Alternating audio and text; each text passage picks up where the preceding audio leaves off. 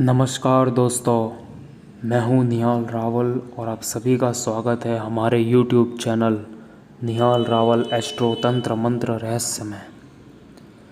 आज की horror story एक सच्ची घटना है जो 100% रियल स्टोरी है और ये मेरी फैमिली से रिलेटेड स्टोरी है। आज की जो हमारी स्टोरी है, हमारी जो कहानी है, वो मेरी नानी ने मुझे सुनाई थी। मेरी नानी को ये कहानी उनके ताऊजी ने सुनाई थी। मेरी नानी के जो पिताजी थे, उनके जो बड़े भाई थे, जो मेरी नानी के ताऊजी लगते थे, वो एक मंदिर में पुजारी का काम करते थे। मेरी नानी बेसिकली धनारी गांव की है। धनारी गांव राजस्थान में एक गांव है और उसी गांव से थोड़ी दूर एक छोटा सा गांव है जिसका नाम अभी मुझे याद नहीं है। वहाँ पर मेरे नानी जी के ताऊजी पुजारी का काम किया करते थे। वो वहीं पर रहते थे और कभी कभी धनारी गांव में अपने खुद के घर भी आ जाया करते थे। अब मैं आपको सुनाता हूँ मेरे नानी जी के ताऊजी के साथ बीती एक सच्ची घटना, उन्हीं के शब्दों में जैसा उन्होंने मेरी नानी को सुनाया था। तो चलिए शुरू करते हैं।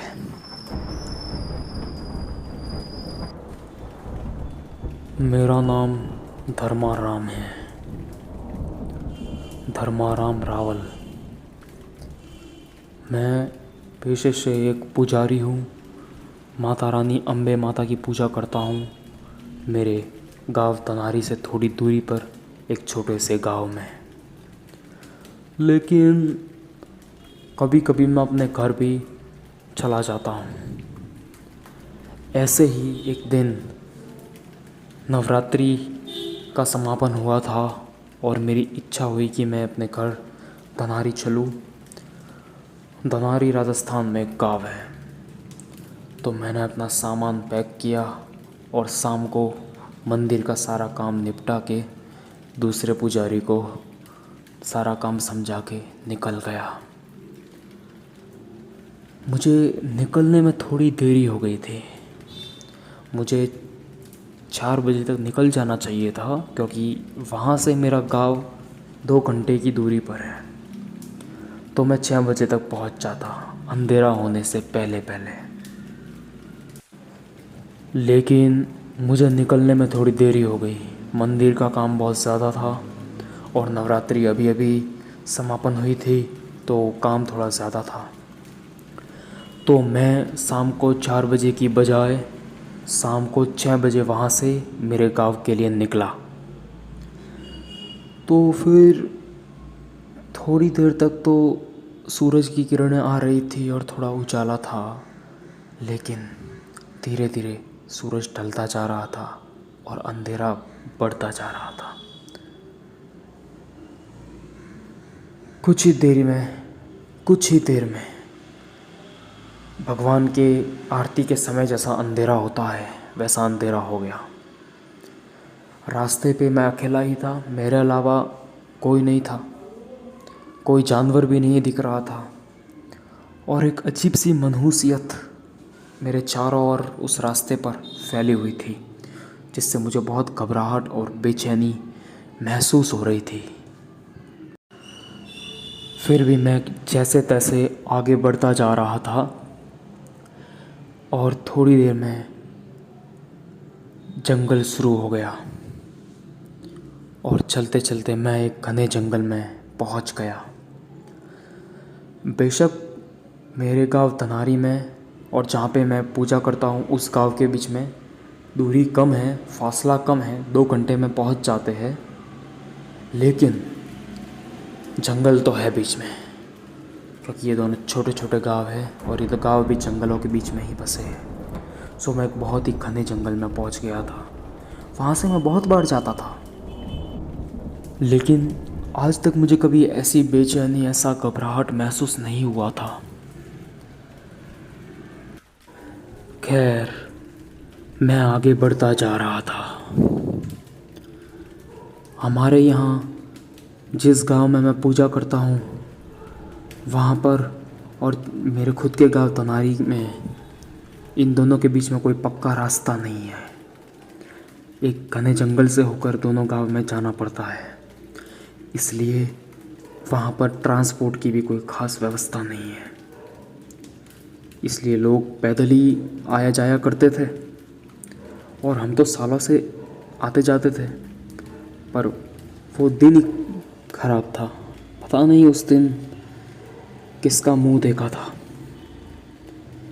फिर मैं और आगे बढ़ता गया। सूरज अब लगभग पूरी तरह से ढल चुका था। लगभग अंधेरा हो ही चुका था। बात अजीब इसलिए थी कि उस रास्ते पर मेरे अलावा एक काला कुत्ता भी नहीं था। ना सिर्फ मैं अकेला था वहाँ पर। मेरे अलावा ना तो कोई इंसान वहाँ पे था, ना ही कोई जानवर था, ना ही कोई पक्षी था।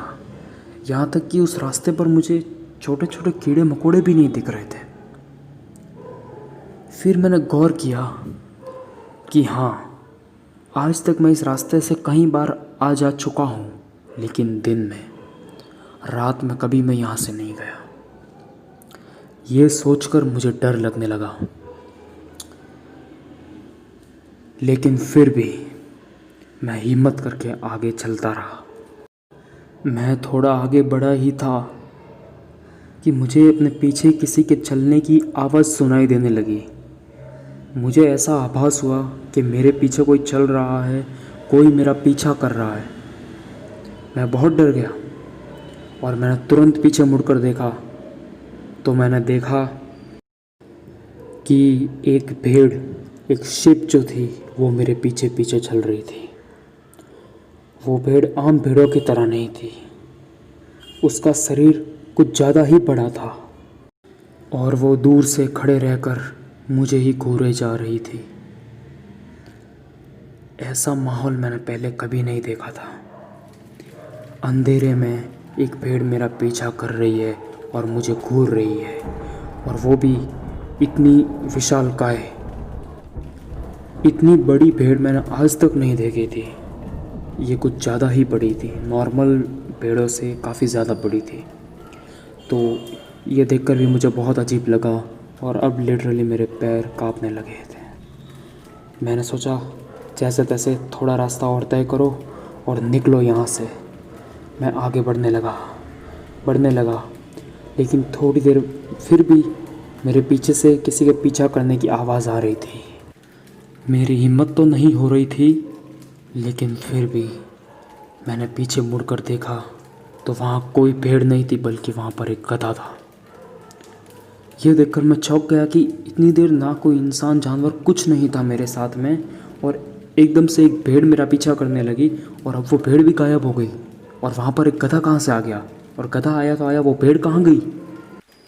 लेकिन वो गधा भी सामान्य नहीं था। उसका शरीर भी बहुत बड़ा था, उसके पैर भी बहुत लंबे थे और वो भी मुझे ही घूरे जा रहा था। मैं बहुत ही घबरा गया कि वो भेड़ आखिर गई तो गई कहाँ, और इतनी देर ये गधा मेरे को कहीं दिखा नहीं, और एकदम से ये कहाँ से आ गया। और जो भी जानवर मुझे दिख रहे हैं वो मुझे ही क्यों घूर रहे हैं। पहले भेड़ मेरे को घूरने लगी, वो गई तो फिर ये गधा मेरे को घूर रहा है। मैं बहुत डर गया और मैं आगे बढ़ने लगा। अब मेरे कदम स्लो पड़ते जा रहे थे, मुझसे चला भी नहीं जा रहा था, लेकिन फिर भी मैं चलता गया। थोड़ी देर बाद पीछे से आवाज़ आना बंद हो गई, लेकिन मैंने पीछे मुड़कर देखा तो वहाँ पे कुछ नहीं था। ना कोई भेड़ थी, ना कोई गधा था, कुछ भी नहीं था। ये देखकर मुझे और भी अजीब लगा कि वो गधा आखिर एकदम से कहाँ गायब हो गया। पहले वो भेड़ गायब हो गई, अभी ये गधा गायब हो गया, और मैं सोच रहा था कि आगे न जाने और क्या क्या आएगा। फिर भी मैंने थोड़ी हिम्मत की और आगे चलता रहा। थोड़ी देर बाद मैंने फिर पीछे मुड़कर देखा तो वहाँ पे कोई नहीं था, लेकिन जो मैंने देखा वो देखकर मेरे पैरों के नीचे से ज़मीन खिसक गई। वहाँ पर एक बहुत ही लंबी परछाई थी।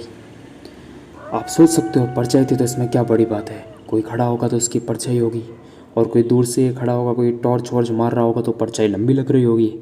लेकिन ऐसा नहीं था, वहाँ पे सिर्फ परछाई ही थी। वो परछाई जिसकी थी वो इंसान वहाँ पर नहीं था। वहाँ पर सिर्फ एक परछाई थी, और वो भी बहुत लंबी परछाई थी।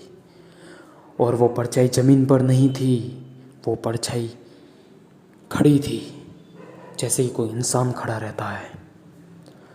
तो ये देखकर तो मैं घबरा गया, और फिर मैंने सोचा कि आज या तो मौत है या ज़िंदगी है, और मैंने भगवान का नाम लेना शुरू किया। क्योंकि मैं अम्बे माता को पूछता था तो माता जी का लॉकेट मेरे पास में था, इसीलिए शायद मुझे अभी तक कुछ नहीं हुआ था। और फिर मैंने माता रानी का नाम लेके अपने कदमों की छाल बढ़ाई और भागने लगा वहाँ से। भागते भागते एक जगह पे आके मैं रुक गया, और वहाँ पर देखा तो वहाँ पर अब कोई परछाई नहीं थी, और वहाँ पे कुछ नहीं था। और फिर मैंने जब ध्यान से मेरा दिमाग शांत हुआ और देखा, तब मुझे पता चला कि मैं गाँव की सीमा में प्रवेश कर चुका हूँ। हमारा गाँव जो है धनारी, वहाँ पे शुरुआत में हमारा गाँव जहाँ से शुरू होता है, हमारे गाँव की जो सीमा है, वहाँ पर शिव जी का एक मंदिर है। और मैं भागते हुए जब रुका था तो गाँव की सीमा में उसी मंदिर के सामने रुका था, और शायद इसीलिए वो बुरी शक्ति मेरा पीछा करना बंद कर दिया था। तो शायद नहीं, मेरा पूर्ण विश्वास है कि ये मेरे भोलेनाथ और मेरी माता रानी की कृपा से ही मैं उस दिन जीवित बचा, और आज मैं तुम्हें वो कहानी सुना पा रहा हूँ बेटा। दोस्तों, ये थी मेरे नानी जी की, ताऊ जी की सच्ची आप बीती घटना, जो उन्होंने मेरी नानी जी को सुनाई थी। तो देखा आपने, भगवान हमेशा हमारे साथ में रहते हैं। मेरी नानी जी के ताऊ जी जो थे वो अम्बे माता की पूजा करते थे, इसीलिए उस पूजा के तप से वो उस रास्ते से सुरक्षित निकल सके। उन्हें पेड़ दिखी पहले, उन्हें गधा दिखा, और उन्हें फिर एक लंबी परछाई दिखी, और उसके बाद वो वहाँ से निकल गए। फिर भी वो सुरक्षित बच गए, वो माता रानी की कृपा से और गाँव की सीमा में बसे भोलेनाथ के मंदिर से। उस मंदिर में मैं भी कभी मेरी नानी के साथ जाता हूँ तो दर्शन किए हुए है, वो शिवलिंग बहुत ही साक्षात है। तो कहने का तात्पर्य यही है कि भगवान अपने भक्तों का साथ कभी नहीं छोड़ते। सो भगवान में विश्वास रखिए, क्योंकि ऐसी समस्याओं में, ऐसे हालातों में कोई इंसान काम नहीं आता, भगवान ही काम आते हैं, दैवीय शक्ति काम आती है। सो ये थी हमारी आज की कहानी। आपको कैसी लगी हमें कमेंट करके बताइए, और आपको किस तरह की कहानियाँ सुननी है, या किसी रियल हॉरर प्लेस के बारे में आपको जानना है तो हमें बताइए, किसी मिस्ट्री के बारे में जानना है तो हमें बताइए, और आपके कोई भी ज्योतिष तंत्र मंत्र समाधान चाहिए तो हमें कमेंट कीजिए। मैं हूँ निहाल रावल, तंत्र मंत्र expert and astrologist and medical expert. Thank you. कुछ दिनों बाद जब मैंने मेरी नानी जी से पूछा कि आखिर पता चला कि उस रास्ते में क्या था, तो उन्होंने बताया कि उस रास्ते में एक चुड़ैल का वास है, एक डायन है, एक चुड़ैल है, और वो शाम ढलने के बाद वहाँ से जाने वालों पर हमला करती है, और जिसके साथ कोई दैवीय शक्ति नहीं होती उसे वो मार डालती है, क्योंकि दैवीय शक्ति नहीं होगी तो उस व्यक्ति की रक्षा नहीं होती और उसको मार दिया जाता है। वो रास्ता मैं भी देख चुका हूँ। So thank you guys, I hope आपको ये वीडियो पसंद आई होगी। चैनल को सब्सक्राइब कीजिए, वीडियो को लाइक कीजिए, कमेंट कीजिए। Thank you.